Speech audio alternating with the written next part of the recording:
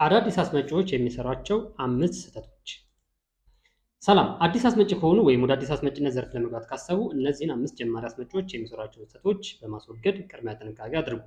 ይህ ሰበዝ ስልጠናና ማማከር አገልግሎት ነው። ለማንኛውም የኢምፖርት ኤክስፖርት መረጃ ፎሎ በማድረግ ቤተሰብ ይሁኑ።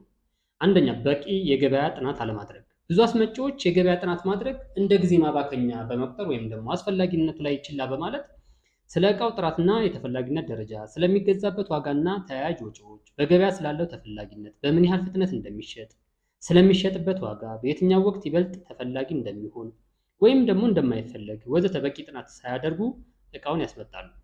በተለይ አንዳንድ ጀማሪ አስመጪዎች ለማስመጣት ያሰቡትን ዕቃ ሌሎች ቀድመው እያስመጡት ከሆነ ያው ሌሎች የሚያስመጡት ቢያዋጣቸው ነው በሚል ተነሳሽነት ብቻ ያስመጣሉ።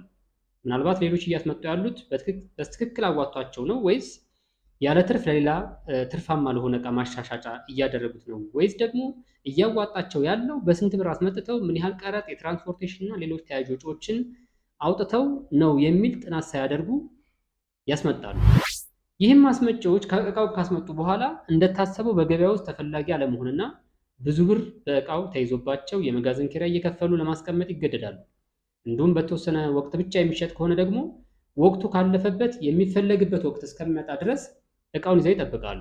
ዕቃው በውድ ዋጋ በመገዛቱ ምክንያት ወይም ደግሞ ብዙ ያልተገመቱ ወጪዎች በማውጣታቸው በገበያ ውስጥ በዋጋ ተወዳዳሪ አለመሆንና በጣም በወረደ ዋጋ ከዛም ሲያልፍ በኪሳራ ለመሸጥ ይገደዳሉ።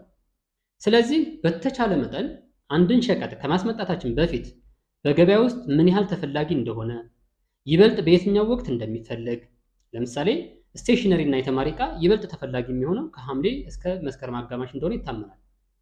እንዲሁም በስንት ገዝተን በስንት ብንሸጥ እንደሚያዋጣን፣ ለመሸጥ ያሰብንበት ዋጋ ገበያ ውስጥ ምን ያህል ተወዳዳሪ ሊያደርገን እንደሚችል፣ በምን አይነት ጥራት መጠንና ይዘት ብናስመጣው ገበያውን ሰብረን መግባት እንደምንችል፣ ያስመጣነው ዕቃ በምን ያህል ጊዜ ውስጥ ሙሉ በሙሉ ከእጃችን ሊወጣ ወይም ተጣርቶ ሊሸጥ እንደሚችል በቂ ጥናትና ትንታኔ ማድረግ ይጠበቅብናል። ማንኛውም ሸቀጥ ከማስመጣታችን በፊት ጥናት ለማድረግ የራሳችን የሆነ ማርኬቲንግ ቼክሊስት ያስፈልገናል። ይህንን ማርኬቲንግ ቼክሊስት ከፈለጋችሁ በቴሌግራም ቻናላችን ላይ ቤተሰብ በመሆን ማግኘት ይችላል። ሁለተኛ፣ ገበያውን ሳይሞክሩ በአንድ ጊዜ ብዙ ዕቃ ማስመጣት። አዳዲስ አስመጪዎች ብዙ ጊዜ ያዋጣል ብለው ያሰቡትን አንድ አይነት ዕቃ ብቻ ሙሉ ኮንቴነር ያስመጣሉ።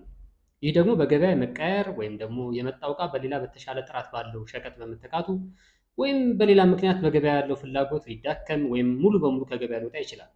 በሌላ በኩል አስመጪው ሲያስመጣው በውድ ዋጋ ካስመጣው፣ ቅድም እንዳልነው በቂ ጥናት ካላደረገ፣ ዋጋ ላይ ካልተከራከረ፣ እንዲሁም ብዙ ቀረጥና ታክስ ከከፈለበት እና ቀድመው ባነሰ ዋጋ ያስመጡ አስመጪዎች ካሉ ገበያውን ተቆጣጥረውት ከሆነ እሱ ወደ ገበያ ለመግባት እጅግ አዳጋች ይሆንበታል።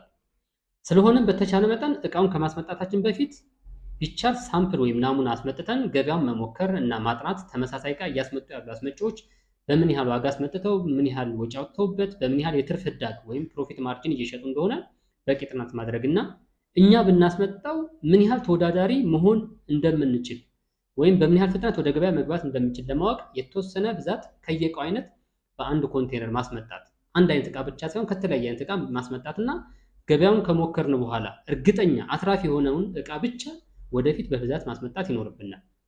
ይህም አንዱ ዕቃ ድንገት ቢያከስረን እንኳ ወይም ደግሞ በጣም መሸጥ ባንችል ቢቀመጥብን ብር ይዞ ሌላኛው ዕቃ ሊያተርፈንና ወጪያችንን ለጊዜው ሊሸፍንልን ስለሚችል በተቻለ መጠን ሪስክ ዳይቨርሲፋይድ ማድረግ ይጠበቅብናል ማለት ነው። ሶስተኛው፣ በቂ በጀት አለመያዝ። ብዙ አስመጪዎች ከማስመጣታቸው በፊት የሚያስመጡት ዕቃ ሁሉን ነገር ጨርሶ መጋዘን እስኪደርስ ድረስ ምን ያህል በጀት እንደሚያስፈልገው አቅዶ ማዘጋጀትና መጠባበቂያ በጀት መያዝ ላይ ችልተኝነት ይታያል። በዚህ ምክንያት አስመጪው ዕቃው ከመጣና ደርቆ ከደረሰ በኋላ ለቀረጥና ታክስ እንዲሁም ሌሎች ተያያዥ ክፍያዎች የጥሬ ገንዘብ እጥረት ስለሚያጋጥመው ኮንቴነሩን ለመረከብ ተጨማሪ ብድር ፍለጋ ይሄዳል። ወይም የኮንቴነርና የወደብ ኪራይ ሜሬጅ እየቆጠረበት ለብዙ ጊዜ ዕቃቸው በወደብ ላይ ይቆያል። ከተገኘም ደግሞ እዛው ባለበት በአየር ላይ በጣም በወረደ ዋጋ ምናልባትም በኪሳራ ለመሸጥ ይገደዳሉ። ምክንያቱም ብዙ ከቆየ ወደብ ላይ ሊወረስም ሁሉ ይችላል ማለት ነው። ስለዚህ በተቻለ መጠን ከማስመጣታችን በፊት በእውቀት ላይ የተመሰረተ ጥናት ማድረግ ያስፈልጋል ማለት ነው። ይህም ለደንበኛችን ከምንከፍለው ክፍያ ወይም ደግሞ ኤፍኦቢ ፔመንት ከምንለው በተጨማሪ የሺፒንግ ክፍያ፣ የፍሬት ከጅቡቲ እስከ ደረቅ ወደብ ያለውን የትራንስፖርቴሽን ክፍያ፣ በካርጎ የምናስመጣ ከሆነ ደግሞ የኤር ፍሬት፣ እንዲሁም የጉምሩክ ሂደት ማስጨረሻ ለትራንስፈር የምንከፍለው ክፍያ፣ የቀረጥና ታክስ ምን ያህል ሊያስከፍለን እንደሚችል አጥንተን አጠቃላይ የጉምሩክ ክፍያዎች፣ የመጋዘን ኪራይ ወይም ስቶሬጅ፣ መጫኛ፣ ማውረጃ፣ ሌሎች ተጨማሪ ሊኖርብን የሚችሉ ወጪዎችን አስልተን መያዝና በጀት ማድረግና እንዲሁም ሌላ ያላሰብነው ወይም ያላጠናም ተጨማሪ ወጪ ሊመጣብን ስለሚችል ተጨማሪ መጠባበቂያ በጀት ይዘን የማስመጣት ስራችንን መጀመር ይጠበቅብናል ማለት ነው እንጂ በቂ በጀት ካልያዝን እቃችንን እስከ ማስወረስ የሚደርስ ሪስክ ልንወስድ ሁሉ እንችላለን። አራተኛ እቃው ከመጫኑ በፊት እቃውን በተመለከተ ያሉ ህግና ደንቦችን አለማጥናት። በነገራችን ላይ በኢትዮጵያ ውስጥ እጅግ በጣም ቁጥጥር ከሚደረግባቸው ዘ ሞስት ሬጉሌትድ ከምንላቸው ቢዝነስ ዘርፎች አንዱ ኢምፖርት ነው። ስለዚህ አንድ እቃ ከውጭ ከማስመጣታችን በፊት ክልከላ ወይም ገደብ የተደረገበት መሆን አለመሆኑን፣ የእቃውን ጥራት በተመለከተ የተቀመጠ የአስተሻሸግ ሁኔታ እና ሌሎች ከእቃው ጋር የተያያዙ የተቀመጠ ነገር ካለ እንዲሁም እቃውን ከማስመጣታችን በፊት ከሚመለከተው መስሪያ ቤት የቅድመ አስመጭነት ፍቃድ ያስፈልጋል አያስፈልግም እና ሌሎች ተያያዥ ህጎች፣ ደንቦች፣ መመሪያዎች ላይ በቂ ጥናት ማድረግ ይጠበቅብናል። እንደሚታወቀው ኢምፖርትን በተመለከተ በንግድ ሚኒስቴር፣ በጉምሩክ ኮሚሽን፣ በገቢዎች፣ በብሔራዊ ባንክ፣ በፋይናንስ ሚኒስቴር እና በሌሎች መስሪያ ቤቶች በተለያየ ጊዜ የተለያዩ መመሪያዎች፣ ደንቦች፣ ህጎች ይወጣሉ። ስለዚህ እነዛን ህጎች፣ ደንቦችን በደንብ አድርገን ማጤን ይኖርብናል። ችላ ልንል አይገባም ነው። ስለዚህ ብዙዎች ይህንን ጥናት ስለማያደርጉ ወይም ችላ ብለው ስለሚያልፉት በመጨረሻ ላይ ኮንቴነሩ ልክ ጉምሩክ ከገባ በኋላ አላስፈላጊ ለሆነ መጉላላት፣ ቅጣት ብሎም እስከ መወረስ የሚደርስ ጉዳት ውስጥ ይገባሉ። ስለዚህ እቃችንን ከማስወረሳችን ወይም አላስፈላጊ መጉላላትና ብዙ ወጪ ከማውጣታችን በፊት ቀድመን እኛ የምናስመጣውን እቃ በተመለከተ የተቀመጠ ህግ፣ ደንብ፣ መመሪያ ካለ ጥናት ማድረግ ይጠበቅብናል ነው። አምስተኛው የምናስመጣው እቃ የጥራት ቁጥጥር የሚደረግበት መሆን አለመሆኑን አለማጥናት። ብዙ ሸቀጦች ከውጭ ስናስመጣ የጥራት ደረጃቸው ብዙም ቁጥጥር ላይደረግበት ይችላል። ይሁን እንጂ በሌሎች ቀላል የማይባሉ ሸቀጦች ደግሞ ወደ ሀገር ውስጥ ሲገቡ የኢትዮጵያ ደረጃዎች ኢንስቲትዩት ያስቀመጣቸውን ደረጃዎች ማሟላት ይጠበቅባቸዋል ወይም ይገባቸዋል። ይህም ሸቀጥ ወደ ሀገር ውስጥ ሲገባ የጉምሩክ ኮሚሽን ላይ ወይም ደግሞ ደረቅ ወደብ ላይ ናሙና ተወስዶ ይፈተሻል፣ ይመረመራል። ሸቀጡም የተቀመጠውን ዝቅተኛ ደረጃ የማያሟላ ከሆነ እስከ መወረስ የሚደርስ እርምጃ ይወሰድበታል።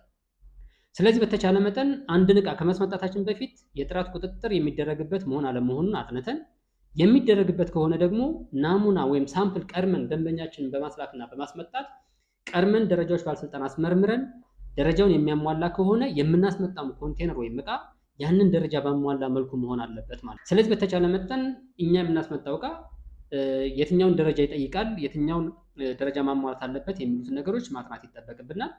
ለሌሎች ተጨማሪ ሀሳቦች ሞር ብለው ኮሜንት ያድርጉ። እናመሰግናለን።